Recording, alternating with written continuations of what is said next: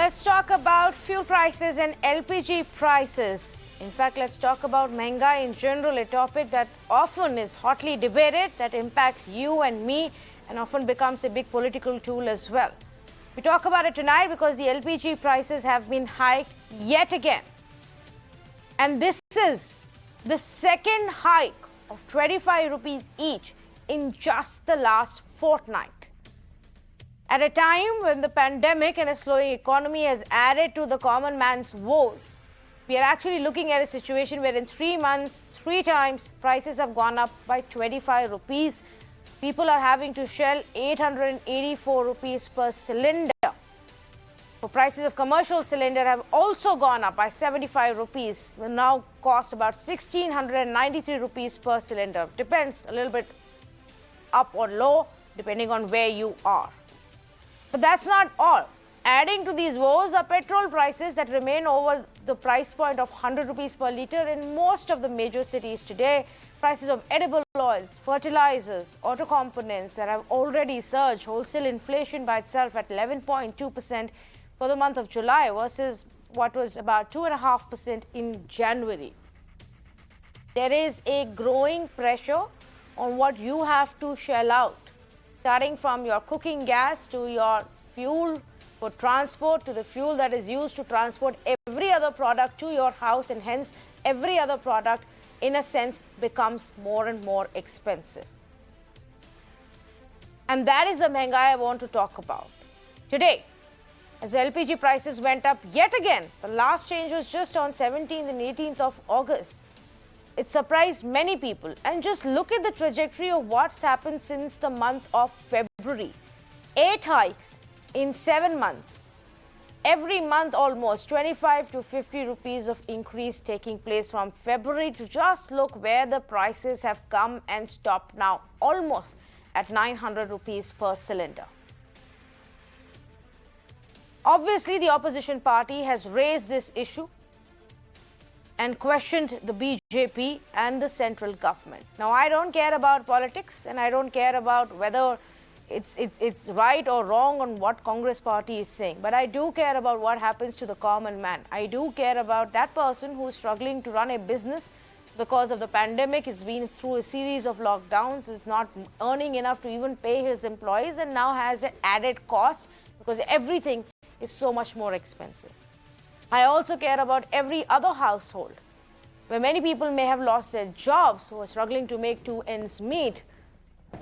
And now they're having to shell out more for everything they eat, consume, when they travel, and even the cooking gas itself. But there are economics and arguments of economics also involved here. When the prices go up globally, what can we do? The government has no money. What can the government do?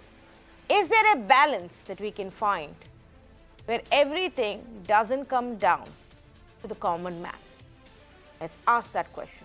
Dr. Samir Kagalkar, spokesperson for the BJP from Karnataka, Aishwarya Mahadev, national spokesperson for the Congress party, Prosenjit Datta, former editor for Business Today and Business World, Professor Arun Kumar, chair professor for Institute of Social Sciences, joining me this evening as well, Professor Raman Agarwal, economist and director at IIF, also with me this evening. Dr. Kagalkar, let's begin with the rationale that your party has and the government has on constantly hiking these prices, no matter which levels we reach. Thanks, Tanvi, for having me on the show here. Definitely, this is a matter of a tough situation, if at all one may want to call it, the last 1.5 to 2 years that the country has been going through. A situation never expected, hit anyone out of the blue, and therefore each one of us trying to figure out what is the best way possible to ensure that the maximum welfare happens at the country's level. There could be situation, there could be pockets of toughness, situation wherein people have to absorb a bit of a tough situational impact due to this process at this point in time. All of us are aware things were horribly down in terms of Q1 last year. Things have started picking up. And we see, thankfully, that the Q1 this time been showing a pretty good improvement, notwithstanding whatever low base effect, so on and so forth, kind of an argument that can be put forth. The point is the trajectory and the direction is moving in terms of a solid, good recovery. Recovery is extremely important for two reasons. Number one, when we talk of putting the economy back on track, all the points that you just now raised, people who have lost their jobs, people who have lost their income, people who have to put more money on the table to buy food for their family, people who have to travel, people who have to pay for their health care, so on and so forth. All these things are addressed. That's number one. Number two, more importantly, there are sections of population that are hit more than the most of us. And it is this segment that requires an additional help and support. All through the COVID, they have been supported, be it 80 crore people being given food grains, free food grains, or they're being given 500 rupee worth DBT each month, or a free 3-month gas cylinder, so on and so forth. That's the least that we as a country can do. Lots more needs to be done in terms of ensuring that they not only pull through this safely, securely, both in terms of health and livelihood, and therefore, in the process, if there has to be some trade-off and compromises, for instance, allowing the market way of functioning for the oil companies in terms of increasing some of the fuel and diesel prices, it's something that one has to go through. Okay, so that being said, let's now open this up for conversation. And let me bring in Professor Arun Kumar. Professor Kumar, is there a way out? Does the government have options which doesn't include constantly hiking the fuel prices or the LPG prices? So Tanvi, lockdown had meant that the economy came down last year in Q1 by 24% and for the year as a whole by 8%. And therefore revenues were short. So one can understand that last year maybe we needed to raise revenues by putting some kind of a tax on, fuel. Even though it's regressive, it's recessionary. But suppose that was the case, that's not the case now, because now this quarter, the corporation tax collection has been very good, income tax collection has been good, GST collection is much larger than last year, and therefore, in a sense, there's no shortage of resources. So why is now the petroleum goods being used to raise resources, especially given that it's inflationary, and as you rightly said, that people have lost employment, people have lost incomes, and because of that, there's a crisis. Especially if you want to pick up growth, then demand should pick up. But if prices rise, then demand will not pick up the way it should pick up, and therefore the rate of growth of the economy will remain low. And also because it's a basic good, therefore all capital goods prices will rise, transport costs, etc. will rise. So it'll feed back into the economy as a whole, and therefore, in a sense, even capital investment will not rise as much as it could have risen. Capital investment will also not rise if capacity utilization does not rise, and if demand goes down, capacity utilization will remain low. Also, RBI data shows that the consumer sentiment has gone down. Last year, January, it was 105. It has gone down to below 55. So consumer sentiment has been hurt. And when you raise fuel prices, then consumer sentiment is hurt even more.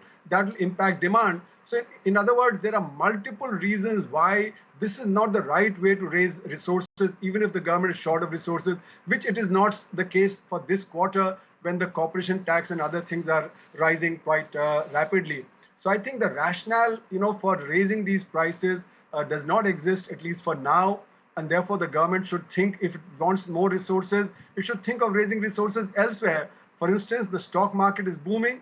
There are a lot of people have made large amount of capital gains. It could raise resources there. Banks are flush with funds. About 4 lakh crores of liquidity is there in the banks. Now the government can also raise funds from there. So government can borrow, government can tax from direct taxes rather than indirect taxes. So there are alternatives. The question is, what are the government's priorities? Is the government's priority to raise resources from fuel, even though it's inflationary, it's regressive, it has all the negative effects that you pointed to? Okay, you raised a very interesting point, and let me take that across to Aman Agarwal. Mr. Agarwal, granted, last year economy was, completely short. Obviously, the government was not able to make that much of money. Even fuel consumption wasn't that high, so that part of the tax was also not coming in. Now, can you make that argument anymore? Now, when the government itself yesterday said that they're extremely confident that month after month, 1 lakh crore and above of GST collections will come in, then why are we still, squeezing the common man? You're right, Tanvi, when you say that there has to be an appropriate balance which has to be developed by the government of India in terms of fuel taxes, even including LPG taxation. or the kind of prices which we are seeing both for fuel and LPG. Now, as far as the tax collection is concerned, which Arun talked about, certainly there have been lags which are there because we have losses from last year. Now, that has to be still covered up, and the vaccination cost is still fairly high, which is increasing by the day. So that is not a thing which is getting covered up in any form, and that has to be taken care of in terms of revenue, which the government needs to raise to take care of the vaccination, the hospitalization, and other facilities which they need to provide to the needy and the poor. Now, having said that, it's important to understand that many a times even the government officials do not brief the government appropriately, specifically when it comes to oil prices or LPG prices in particular. You see, they have been linked to the market structure, but the large chunk of fuel prices, whether it is oil prices or LPG prices of products, are actually brought in bulk in advance, and these are through forward contracts which are signed by most of these oil companies with various providers globally to crude as part of the crude oil. So the oil which we actually gets filled in my car today might have been imported by government of India about 3 or 4 months back, must have got shipped and landed on the surface of India about a month and a half back, and then after refining and all, it comes to the petrol station almost after a month. So there's a process of almost 3 to 4 months from the time when the oil is purchased to the end consumer discussion. So there is certainly that leeway which the government has, which they can do. Secondly, as rightly pointed out by many economists, they have been able to collect, and what we suggested at the Indian Institute of Finance way back in 1989-91, when ND Tiwari introduced the oil pool account based on our work, there is this account which got created where the surplus incomes which are generated through taxes on oils are actually kept by the government of India. They were basically suggested to take care of such kind of volatility which takes place in the international market when small quantities of disturbances in terms of our regular requirements are purchased from the open market as against the regular supplies. Now that levy is still there, but as what the thing is coming, like we even heard some ministers talking about the fact that they intend to raise some of these taxes and use it. I don't know if they've already used, but they intend to use it for the vaccination purposes and take care of the vaccination cost, which is there, which is coming to the directly to the central government in terms of providing free vaccination to large part of this country. Now that certainly is a noble suggestion, but then it is not an appropriate use of that oil pool account which was created at that time, and there has to be an appropriate balance. But we need to also understand that some costs have to be taken care of, and the costs have not gone up last year, despite the fact that we see that 20% GDP growth, which has been projected yesterday, is because of the low base effect, not primarily because of extensive growth in the GDP, which has taken place on output production or sales or purchase, which has taken place in the last. Okay, and now I take your point on that, as far as the 20% GDP growth is concerned. But the fact is, the government itself is giving us tax data numbers that does show an improvement. The fact also is, Mr. Raman Agarwal, that while yes, it is okay to say it's market linked and governed by market dynamics and global prices, so for some reason the government officials and the politicians do manage to have a conversation in election time on whether to raise the prices or not, or to hold off. But to say non-election time, the government officials are doing, are implementing this or allowing it to be implemented without a conversation would just be giving the government too much of benefit of doubt. Let me bring in Prasenjit Datta on this. There are arguments to be made on both sides. But Mr. Datta, why is it that when 10 years ago or before that, fuel prices, LPG prices used to be a big political point as well, a very strong political tool that could bring down governments? It's not so anymore. Is it then fair to say it doesn't impact people so much, which is why the government can afford to do this? No, Tanvi, I don't think that's fair to say. If that is true, we will know it in the subsequent elections. The fuel prices did not play a role in 2015 and 16 because prices didn't rise for the consumer. Taxes were raised, but the crude prices had fallen.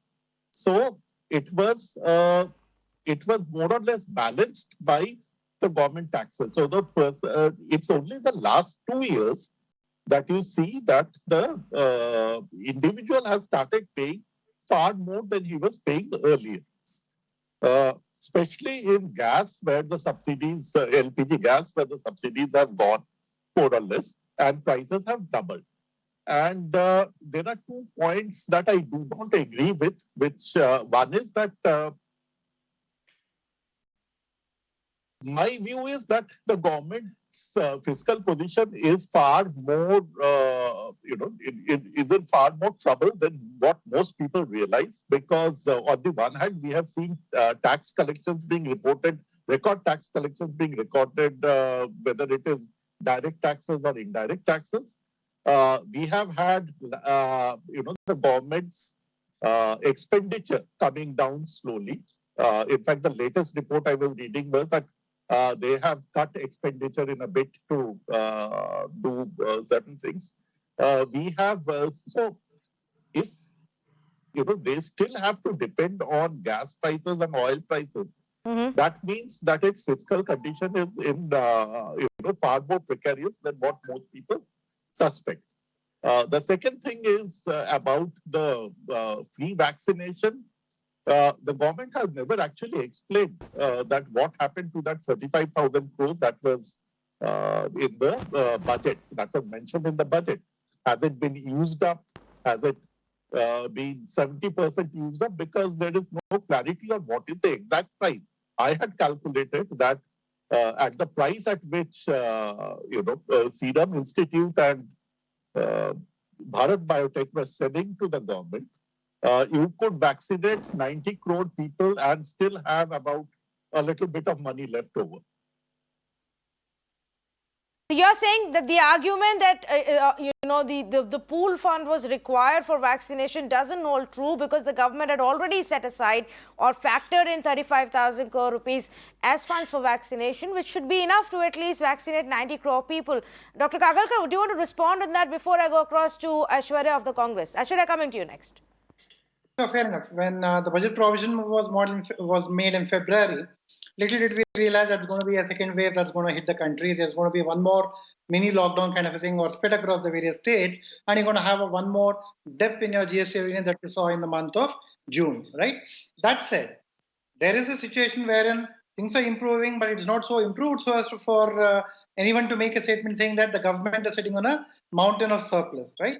There is a situation. Last year, the government extended itself by reaching probably 9+ in terms of fiscal deficit, willing to do so this year. So to put a question and a query to saying is 35,000 crore rupees good enough for vaccinating 90 crore plus is something that's new to me, right? At the end of the day, it's not just about that. 80 crore people were once again given free food this year. The kind of an expenditure that is required to ensure the hospitalization, for instance, if you're looking at Ayushman Bharat, the last year's figures are out, close to about 23,000 crore rupees has been spent on the people who otherwise would have spent it out of their pocket, the poorest of the poor, right? So these are the things that needs to be taken in the holistic perspective rather than just out a one-to-one correspondence. Tanvi, one quick statement. Unless until we start looking at the big picture, making a one-on-one correspondence with the prices were X then and Y is it 2X or delta X more would be actually a missing point, right? Jibe at GDP as gas, diesel, and petrol, may I remind that leader that definitely our party and our government that can indulge in something called the oil for scam. We all know what it means. Our situation, our intention is absolutely clear. Come what may, we will go in for a development. It's a bit tough at some point in time, but the country is one with the government, with its leadership in pulling through this across as well. Okay, let me then ask Aishwarya to respond to this. Rahul Gandhi seems to have taken some inspiration from Prime Minister Modi. He is also now using syllables and synonyms to take jibes at the rivals. Tanvi, first and foremost, things like free healthcare is not something that hasn't existed. Things like the PDS system also giving out free grains is not something that's new. Maybe the net has increased, but none of that makes for the fact that this government is mired in bad economic policy. And it is very nice of the spokesperson here to romanticize suffering, but on the ground, the sort of fuel shock for the common man and to say pockets of toughness is absolutely shameful, because you cannot take away from the fact of saying that these people, crores of people, are suffering. Tanvi, I will give you this very simple example, right? He'll try to obviously say, it's all about people coming together. Absolute hogwash. In 2014, just before we demitted office, the crude, right, the barrel price was $100+, right? And what did we do? We tried to obviously absorb the shock ourselves. We kept the taxes low. And what happened when the BJP came into power? The barrel fell anywhere from 70 to 40. And you see that OPEC also manipulations, the prices went even further. The NDA government inherited over 10 lakh crores of just oil slick money, the record of which we still know where it went, right? Now you see the barrel price consistently falling, and the Indian government's policy of daily dynamic pricing, which is absolute fraud, is hurting the people of this country. Tanvi, let me give you statistics as well, right? The wholesale price index, you're talking about price, right? It's at the 30-year high. You're talking about fuel prices, you see that over 116% increase in just LPG prices, while the crude has fallen by more than 40%, right? The government collects over 22 lakh crores on petroleum product taxation, while the subsidies have been reduced over 12 times and taxes increased over 3. So tell me, here is a welfare function of this state. What on earth are they doing to the common man except transferring the burden? You can talk about the 20% rise in GDP, but excluding agriculture, the three other primary sectors are still pre-pandemic level. The economy is in shambles, and excuses of saying, oh no, pockets of toughness, absolute rubbish. You cannot romanticize the idea of suffering on the ground. And LPG prices, they talk about Ujjwala 2.0, they can talk about Ujjwala 30, 40, whatever they want. But the fact is their prices are so unsustainable that even without the subsidy or even with the subsidy, it is more expensive than it was in 2014, while global prices are still lower. Your Ujjwala is failing, where refills, more than 45% of rural population is not coming back for refills. And you sit here and have the audacity to say that, people are going to suffer, but it's for the greater good. No, sir, that is not how the country should function, and people should not unnecessarily suffer for this. You take up the burden. You're monetizing, you have a monetization pipeline, you're selling everything, you're dismantling 70 years of infrastructure.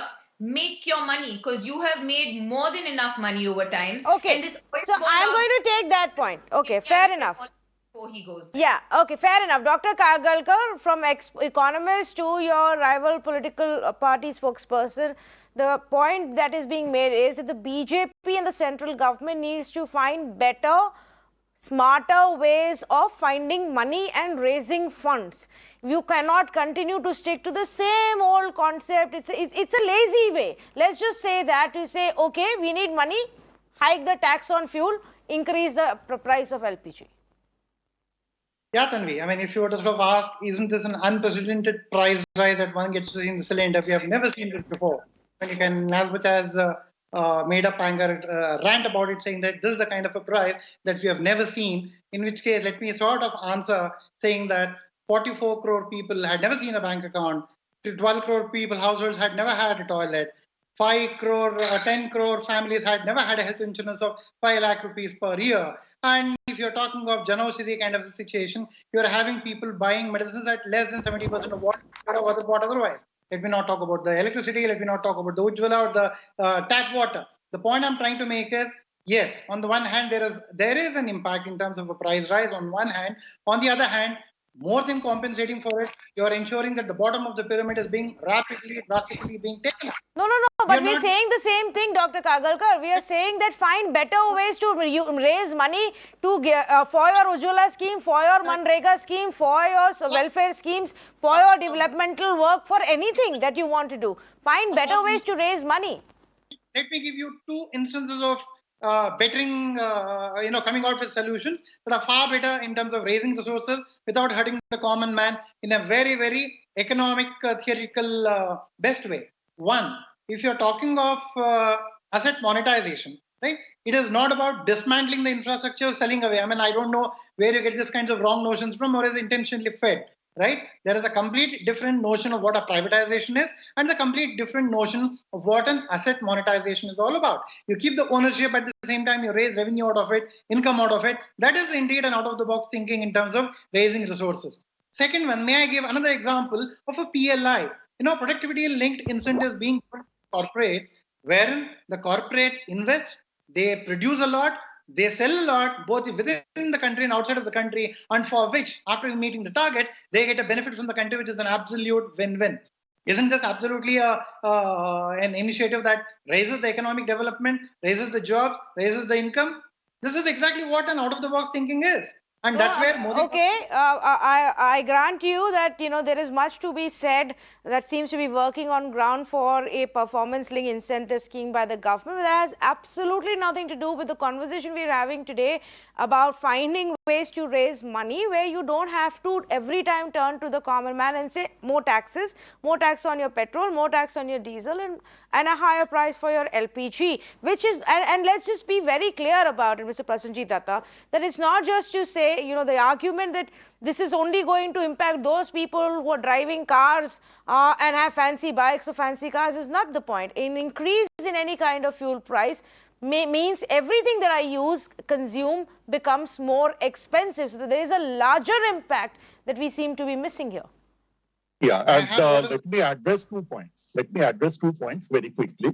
The first is that, okay, this PLI scheme, and we have done this and we have done that. But what has been the impact on new jobs created? Because all the employment surveys, whether it is the CMI or the government's own PLFS or the Azim Premji survey, are showing that jobs are falling and more people are going into poverty. The second thing is that yesterday Mr. Amitabh Kant made a very interesting tweet about the monetization process, where he said that there is a lack of appetite for governments, for private companies to invest in greenfield projects, and therefore this brownfield project asset monetization will work very, very well.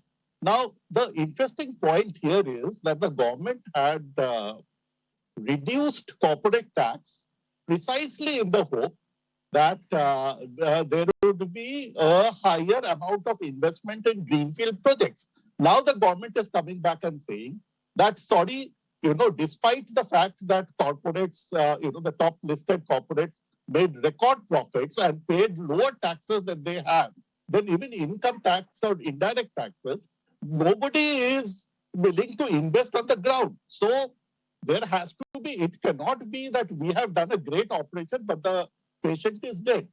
The BJP spokesperson is making good point that we have done the PLI and it will create jobs, but where are the jobs? Somebody has to, what has been the job statistics? Okay, the interesting question that you've raised, but before I get the BJP to respond, Professor Arun Kumar also wanted to come in. Go ahead, please. Yeah, so, when we look at the taxes and the resources raised by government, it shows the government's priority. What is my priority, as a government? So if I raise resources from indirect taxes as opposed to direct taxes, then I'm raising through a regressive tax rather than something which is more progressive, And that's where, Mr. Datta has very correctly pointed out that, when we did the corporate tax rate reduction, while raising indirect taxes, it shows that my priorities are skewed.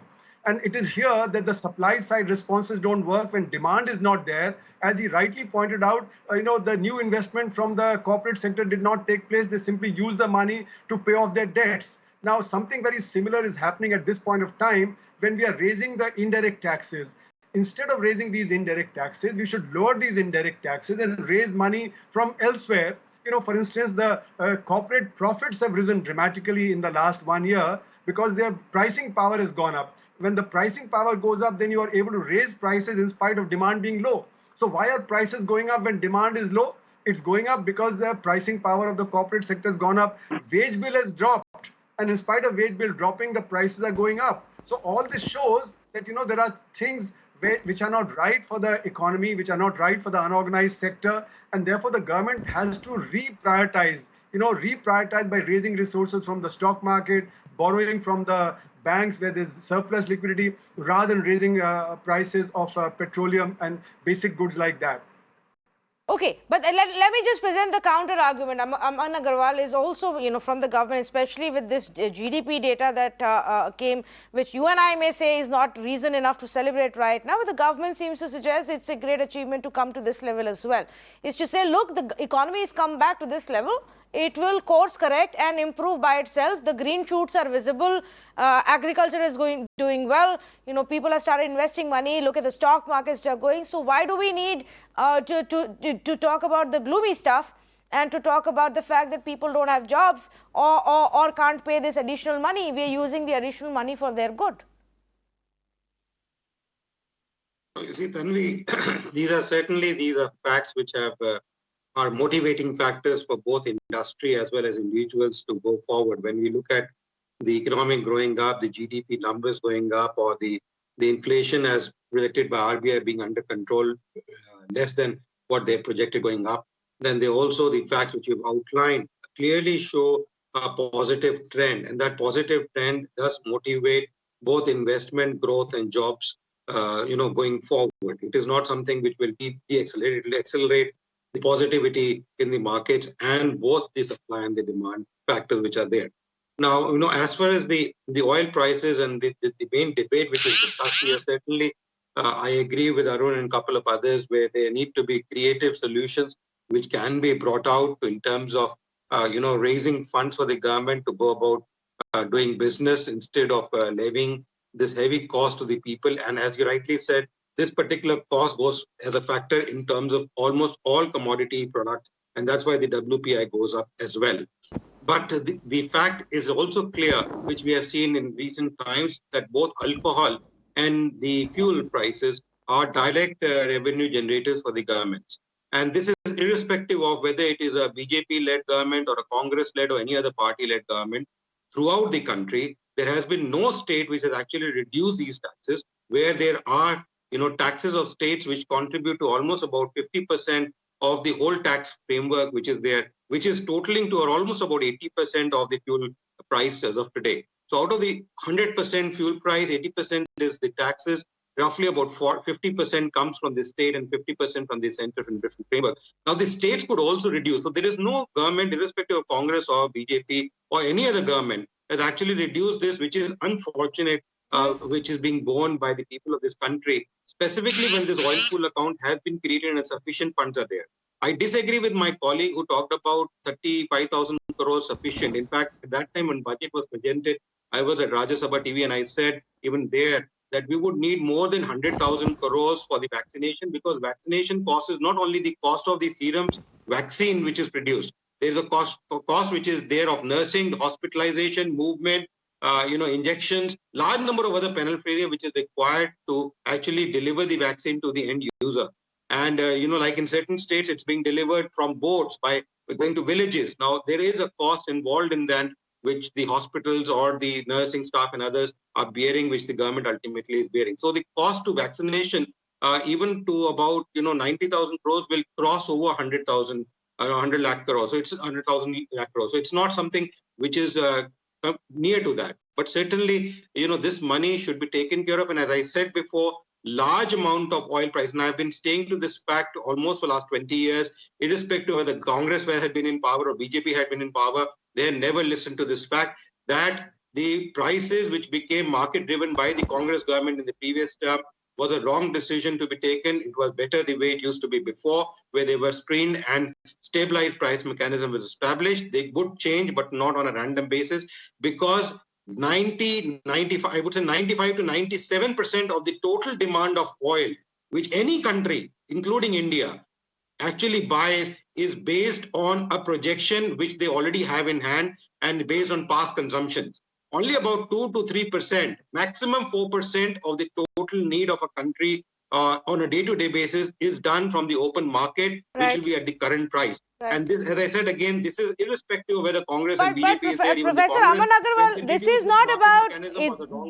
But this is not. I understand what you're saying as a larger policy when it comes to oil pricing, but this is not about the market volatility of international prices going up or down. by government's own No, no, admission, but if we were to do the math please and it would understand, match with please, what the money- government is saying, No, no. they have Again- the tax collection on fuel has jumped 459% in 7 years. Thousands and thousands of crores have Correct. only been earned on the back of higher taxes. If the government wants to stabilize at least on a longer term over a period of 6 months, wants to stabilize and bring in some easing of burden on the common man, they can cut the taxes. You are right though, and that's what Aishwarya should respond to us. Is it only the centre's responsibility? This argument that the centre won't give us our share, so we have no other way, is the same. Then it's the same problem, Aishwarya Madhav, that even the state governments are not thinking creatively or innovatively. They are also resorting to the same easy way of raising money, which is by taxation on fuel and alcohol. Only Tamil Nadu is the only state in the last few months which has actually cut fuel prices. So if your ally DMK government can in Tamil Nadu, why can't the Congress party governments in other states? I think we seem to have lost a connection with Aishwarya. We're going to try and patch that line back. Professor Arun wants to make a point and then to Dr. Kagalkar. Yes. Yeah, so very quickly, the states have far less resources available to them than center. Most of the tax resource bases are with the center, and then 42% of that is transferred to the states, and then the states have other resources also. But the point is that the center is far better positioned to actually reduce the amount of taxation on petroleum goods. And if the center's deficit goes up, there's no ban on it. Whereas as far as the states are concerned, 3% is the limit. Now that limit has been slightly changed. They can raise a little bit more, but not too much more. So the state's position is far more precarious. They also have the burden of the social sector, education, health, employment generation, which are very critical. So in other words, the state's position is not very good, and they have to meet all these other obligations. So I think it's for the center to really do that. The other point that I wanted to make was that the growth rate, the 20% growth rate, the quarterly growth rate is entirely based on the organized sector data, except for agriculture. And the unorganized sector, the one that got hit, and therefore the actual rate of growth is much less than 20% if you could get the data for the unorganized sector.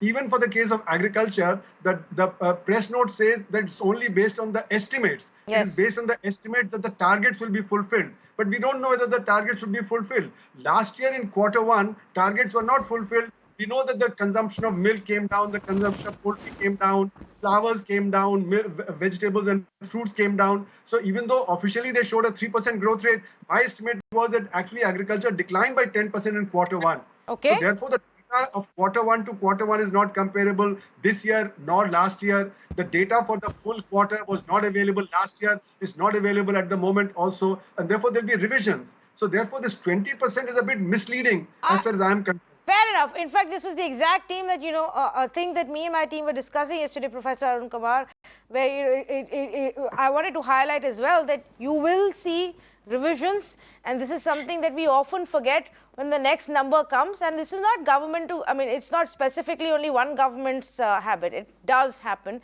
Here, the government has admitted that these are projections. Tanvi, the yes. point is in a shock. In a shock, the revisions are much more. Yes. So this is the shock. The lockdown is a big shock. Right. It's not like the usual times. Absolutely correct. Yes. I'm very out of time, but very quickly, Aishwarya Madhav, on the onus that the states also have when it comes to taxes on fuel. If the Tamil Nadu government can take a decision of cutting prices by 3 rupees on fuel, why can't the other Congress states? Along with the other Congress states, which I think are far lower than the other 18 plus BJP that you see, Tanvi, the larger fact that I really want to highlight here and in very simple terms is all that fuel price is going to do is have a cataclysmic effect on even economic growth, because heavy industries depend on petroleum products, the cement industry, even to try and get expenditure and spending and even infrastructure in place, or even restart and regrow, or any sort of uplift from what we've seen over the previous quarters, the fuel prices and the sort of price on petroleum products is going to be counterproductive. You're entering a vicious cycle where unless you cut out, the taxation on these products, you're not going to see economic growth start over again. And a simple innovative suggestion, call me a socialist, Tanvi, for all you want, the corporate tax net is far lower than the sort of tax you're imposing on, let's say, petroleum products. The corporate tax net also, the corporate sector can take the blow as opposed to transferring the price onto the common man who you expect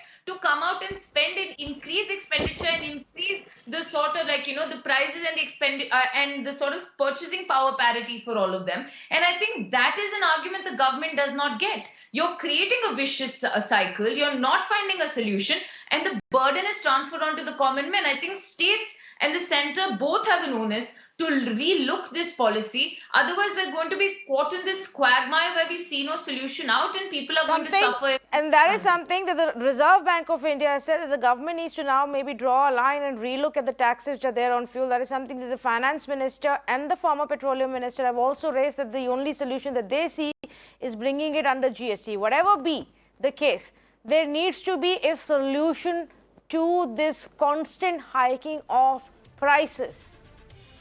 I mean, look at the amount of increase that has happened just in your taxes on fuel and the price of your LPG in the last 5 years. Anybody who gives you the argument it's because globally the prices are going up is misleading you. Yes, they are going up.